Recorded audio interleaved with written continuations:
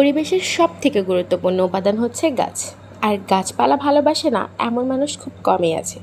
আসসালামু আলাইকুম এভরিওয়ান। সবুজে ঘেরা গাছপালা সবারই কম বেশি পছন্দ, আমিও এর ব্যতিক্রম নই। আর কোথাও বৃক্ষমেলা হলেই চেষ্টা করি সেখানে গিয়ে ঘুরে দেখার জন্য, কিছু গাছ সংগ্রহ করার জন্য। বৃক্ষমেলায় গেলে যে সুবিধাটা হয়, বিভিন্ন প্রজাতির গাছ সম্পর্কে জানা যায়, দেখা যায়, ভীষণ ভালো লাগে। একই সাথে একই জায়গায় অনেক রকম গাছ, অনেক প্রজাতি, সেটা ফুল হোক বা ফল হোক বা বনজ হোক, সব ধরনের গাছপালা দেখা যায়।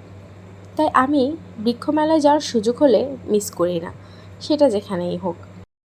তো নিজের জেলায় যখন বৃক্ষমেলা হয় সেটা মিস করি কিভাবে?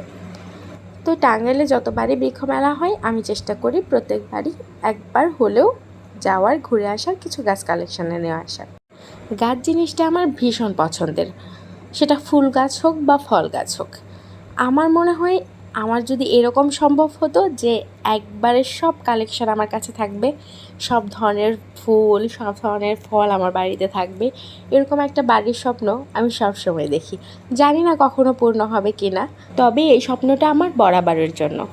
তবে আমি চেষ্টা করি আমার সামর্থ্যের মধ্যে এখনও ভ্যারাইটি রকমের গাছ কালেকশনে রাখার, সেটা ফুল হোক বা ফলের হোক। তো আমি ওই দিন বৃক্ষমেলায় গিয়ে একসাথে অনেকগুলো কালেকশন দেখলাম। তো আমাদের টাঙ্গাইলের বৃক্ষমেলাও কিন্তু বেশ জমজমাট হয়, আর এখানে কিন্তু অনেক রকমের গাছের কালেকশন থাকে। টাঙ্গাইল ডিস্ট্রিক্টের প্রায় সব উপজেলা থেকেই, বিভিন্ন নার্সারি থেকে এখানে গাছ নিয়ে আসা হয়। তো এখানে একসাথে বিভিন্ন নার্সারির গাছ, বিভিন্ন ভ্যারাইটির গাছ পাওয়া যায়, ফুলের হোক বা ফলের হোক। তো আমি প্রথমেই যেটা করি, বৃক্ষমেলা হোক বা যে কোনো মেলায় গেলেই আমি প্রথমেই কোনো কিছু কিনি না, আগে পুরো মেলাটা ঘুরে দেখি। তো বৃক্ষমেলাতে গিয়েও আমি তাই করেছিলাম। আমি একদম গেটের এক সাইড থেকে ঘোরা শুরু করেছি, পুরো রাউন্ডটা ঘুরে, সবগুলো স্টল ঘুরে দেখে তারপর গাছের কিছু কালেকশন নিয়েছিলাম। যদিও আমি ওই দিন বেশি কালেকশন নেইনি, কারণ ভেবেছিলাম পরে আরেকদিন আমি যাব, যেয়ে গাছ কিছু নিয়ে আসবো। কিন্তু পরে ছাত্র আন্দোলন, দেশের বিভিন্ন সংকটের কারণে আর যাওয়া হয়ে ওঠেনি। বৃক্ষমেলাটাও সম্ভবত অফ করে দেওয়া হয়েছিল এসব ঝামেলার জন্য। তো আর আমার কালেকশন নেওয়া হয়নি। আমার খুব ইচ্ছে ছিল আমি একটা চামেলি ফুল নেব, ওই দিন নেইনি, যে পরে এসে নিয়ে যাব। ওই দিন আমার মনে হচ্ছিল দামটা একটু বেশি চাচ্ছিল। তো লিখন বলতেছিল যে যদি আমরা লাস্টের দিকে নেই তাহলে দামটা মনে হয় একটু কমে পাবো। আর দোকানেও বলল যে আরও ভালো কিছু কালেকশান আসবে, আর একটু ভালো মানের যারা ওনারা আনবে। তো ভাবলাম তাহলে কিছুদিন পরেই নেই, কিন্তু আর নেওয়া হলো না। সেদিন না নিয়ে আসলেই ভুল করে ফেলেছিলাম, কে জানে যে এরকম হবে। যাই হোক, আমরা দুজনে ঘুরে ঘুরে সবগুলো কালেকশন দেখছিলাম। দেখেন এই জবার কালারটা কি সুন্দর, পুরো মুগ্ধ হয়ে যাচ্ছিলাম। আর এখানে কিছু মাটির কালেকশন ছিল যেগুলোতে আমরা আসলে ইনডোর প্ল্যান্ট লাগাতে পারি। তো এরকম কিছু শোপিসের মতো ছিল, আমার কাছে অনেক ভালো লাগছে। তো আমি ভাবছিলাম যে ওখান থেকেও কিছু নিব পরে এসে, আর নেওয়া হলো না। আর চেরি ফুল তো আমার বরাবরের মতোই খুবই পছন্দের। তবে চেরি ফুলের একটা কালার একসাথে থাকলে আমার ভালো লাগে না, একসাথে কয়েকটা কালার থাকলে আমার বেশি ভালো লাগে। তো এই দোকানেও বেশ কয়েকটা কালার ছিল চেরি ফুলের। আর লিখন শুধু থাকে আম গাছ দেখার ক্ষেত্রে। এদিকে আমার চোখ পড়লো একটা ভিন্ন রকম কদম ফুলের দিকে। আমি দেখেই তো অবাক। পরে দোকানের সাথে কথা বলে আর এটার নেম প্লেটে দেখলাম এটা হচ্ছে চায়না কদম। সুন্দর না? আর এই যে দেখেন, আমি আবার আমার প্রিয় ফুল চেরিদের কাছে চলে এসেছি, আর বিভিন্ন কালারগুলো আপনাদের দেখাই। এখানে লাল কালারটা খুবই সুন্দর লাগতেছিল, এটা ঠিক লাল না, মেরুন টাইপের, খুব সুন্দর একটা কালার। আর সাদা কালারটাও কিন্তু খুব সুন্দর, আইসি আইসি, দেখেন কি সুন্দর লাগে এটা। আর চেরি ফুলগুলো একসাথে যখন রেখেছিল বিভিন্ন কালারের, এখানে দেখতে খুব ভালো লাগছিল।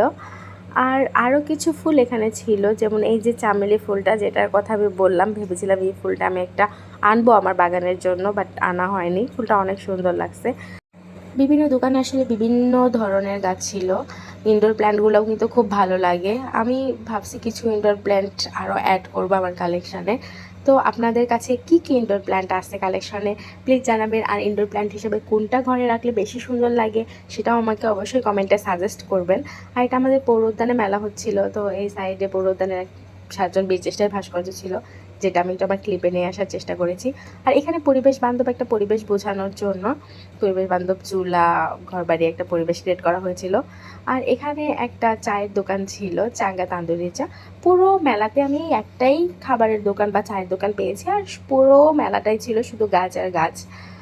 যদিও আমি ঢাকার বৃক্ষমেলায় যেতে পারিনি, কিন্তু দেখেছিলাম যে সেখানে গাছের তুলনায় নাকি খাবারের দোকান বেশি। তো এখানে আবার সেরকম ছিল না, এখানে একটা মাত্রই কিন্তু চায়ের দোকান ছিল। তো আমরা এই সাইডে চলে আসলাম ফলের দোকানের দিকে। আর লিখনের তো সবসময় আমের প্রতি একটা অন্য রকম ইন্টারেস্ট, সে কিন্তু আম খুব একটা খায় না, কিন্তু আম গাছ বোনার কথা শুনলে তার মাথা ঠিক থাকে না। বাসায় কত রকমের আম গাছ লাগাইছে, তারপরেও শুধু আমের ভ্যারাইটি যাচ্ছে খুঁজতেই থাকে কোথাও গেলে। আর আমি বেশিরভাগ ক্ষেত্রেই ফুল দেখি, কারণ আমার ফুলের কালেকশন বেশি ভালো লাগে। তো এই দোকানেও কিন্তু অনেকগুলো ফুল, ইনডোর প্ল্যান্ট, আউটডোর প্ল্যান্ট ছিল। তো দেখেন এই রঙ্গনগুলো কি সুন্দর থোকায় থোকায় ধরেছিল। রঙ্গন ফুলটা ভালো লাগে, এর সাথে থোকায় থোকায় থাকে। আর এই সাইডে কাঠগোলাপগুলোরও বেশ কয়েকটা কালার ছিল। তো এই লাল কালারটা কিন্তু সুন্দর, তবে আমার দেশি কাঠগোলাপটা ভালো লাগে।